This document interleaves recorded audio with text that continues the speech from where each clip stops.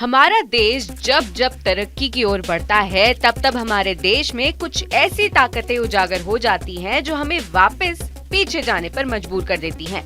दरअसल हाल ही में केंद्र सरकार ने पुरानी पेंशन योजना यानी ओल्ड पेंशन स्कीम OPS को लागू करने से स्पष्ट रूप से इनकार कर दिया।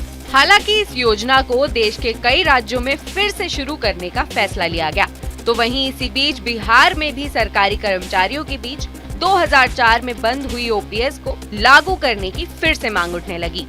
पर पूरे देश में अभी न्यू पेंशन स्कीम को लागू कर दिया गया, जिसके चलते नीतीश कुमार की सरकार का OPS को फिर से लागू करने का कोई विचार नहीं है। इस पूरे मामले पर बीजेपी नेता और बिहार के पूर्व उप मुख्यमंत्री सुशील कुमार मोदी ने OPS को लागू करने की राज्यों की घोषणा को शर्मनाक, गैर सैद्धांतिक और अनैतिक बताया। सुशील मोदी का कहना था कि आज तो उन्हें कोई दिक्कत नहीं होगी, लेकिन 2034 में इन राज्यों की हालत श्रीलंका जैसी हो जाएगी। इसके साथ ही उन्होंने कहा कि आज का बोझ भविष्य की पीढ़ी पर डालना बहुत बड़ा अपराध होगा।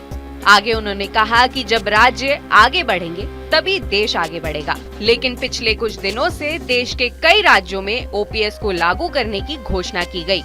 इसके साथ ही उनका कहना था कि इसलिए मैं आग्रह करता हूं कि पुरानी पेंशन योजना के भूत को मत जगाइए, ये बहुत बड़ा खतरा होगा, हम पूरे देश को संकट में डाल देंगे। हालांकि इस स्कीम पर इतने बवाल के बावजूद भी कुछ राज्यों में OPS को फिर से लागू कर दिया गया।